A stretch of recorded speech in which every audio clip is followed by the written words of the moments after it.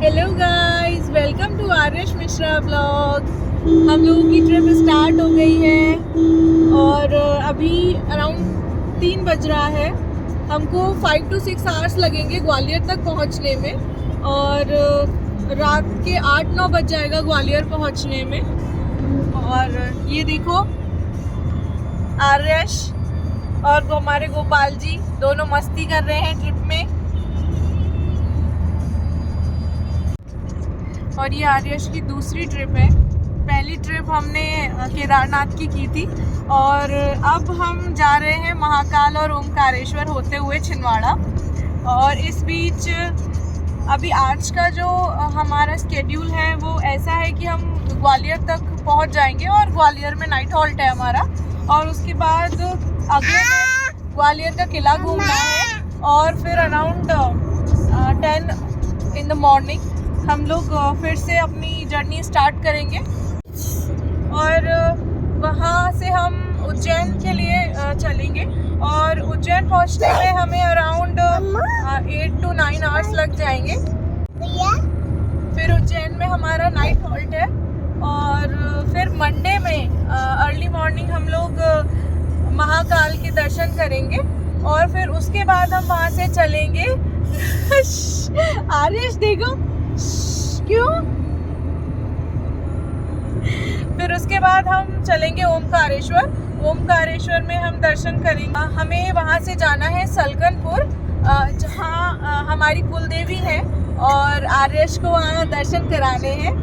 वहाँ पे फिर दर्शन करने के बाद फाइनली हम लोग छिंदवाड़ा के लिए निकलेंगे और छिंदवाड़ा पहुँचते पहुँचते शाम हो जाएगी जहाँ पे आर्यश के दादा दादी उनका वेट कर रहे हैं ना। आर्यश दादू से मिलना है ना, जल्दी बोल के दिखाओ दादा कैसे। और बुआ बुआ बुआ और दादी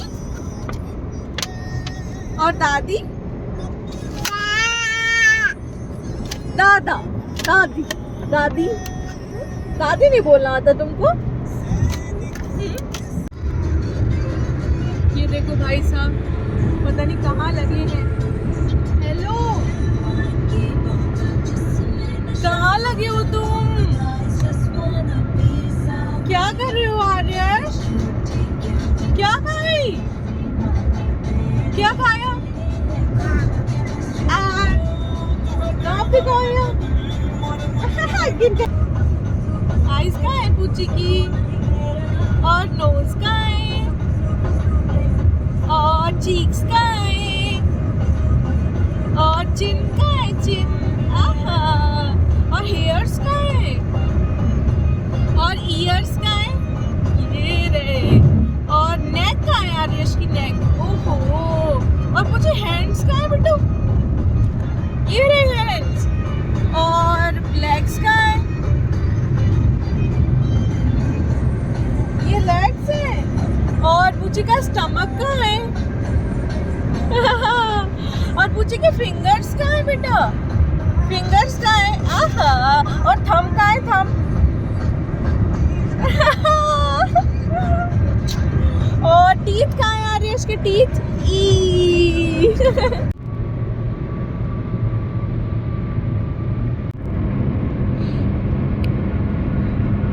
लगभग 5:30 बज गया है। हम लोग आगरा पहुंचने वाले हैं और आर्यश अभी सो चुका है। इधर हमारे गोपाल जी सफर का मजा लेते हुए।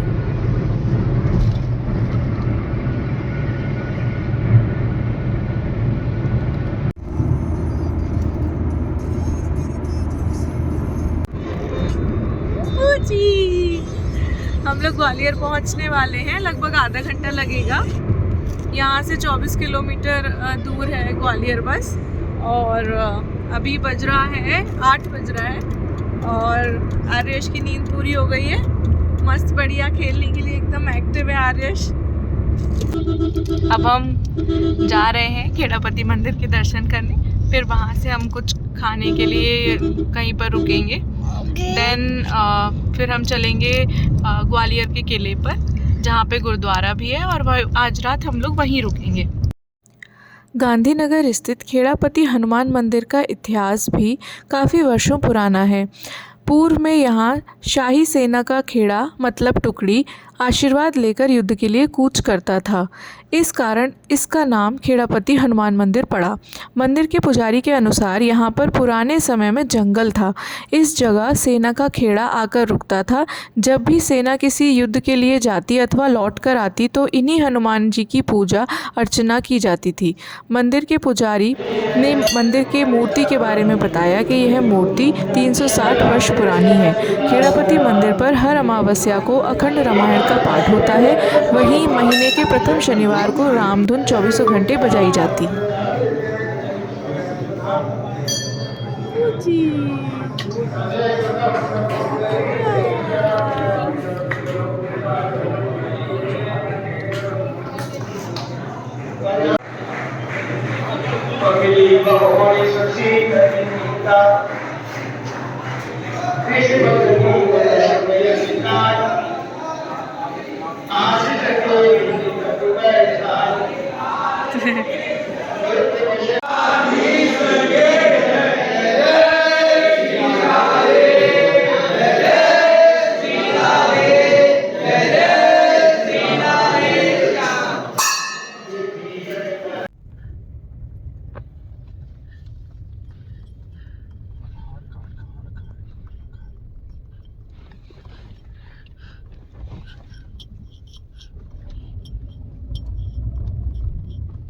ये हम गुरुद्वारे में एंटर कर गए हैं। आज रात को हम यहीं स्टे करेंगे।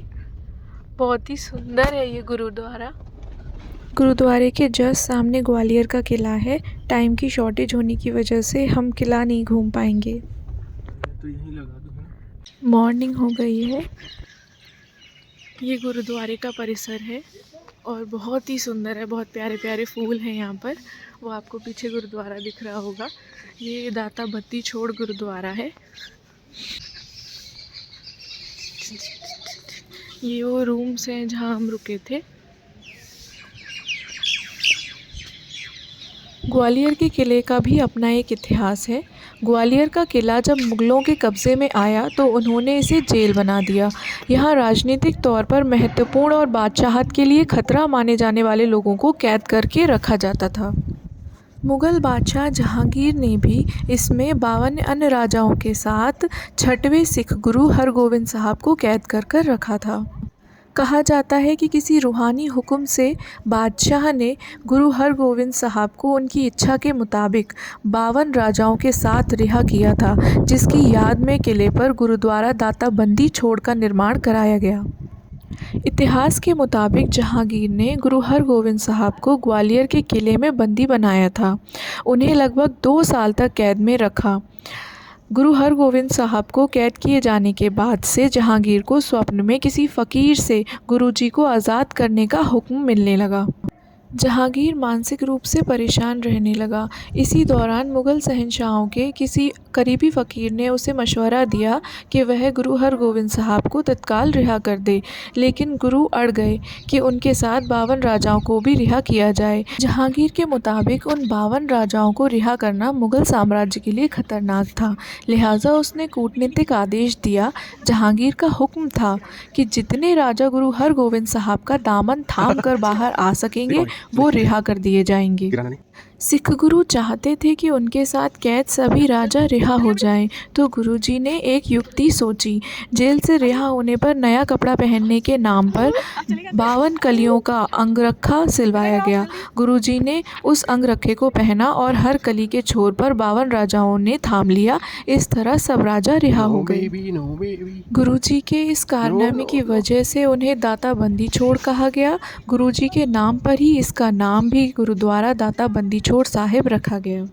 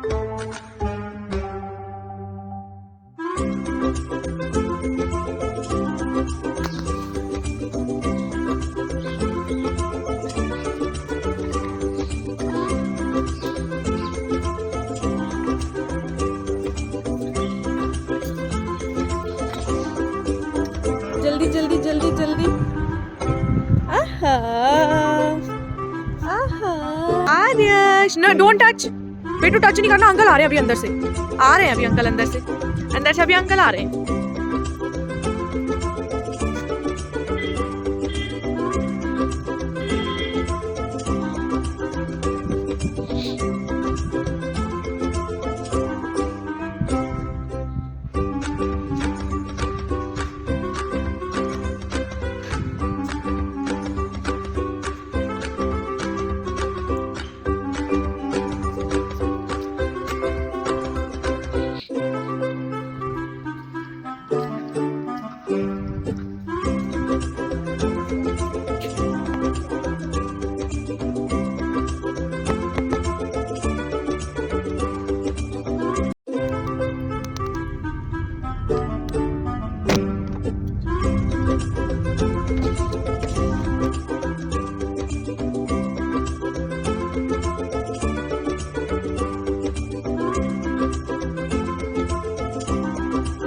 अब हम अपने आगे के सफ़र के लिए निकल रहे हैं। आगे की जर्नी बहुत लंबी है और हम जा रहे हैं महाकाल के नगर उज्जैन। और आदेश फिर से सो गया है।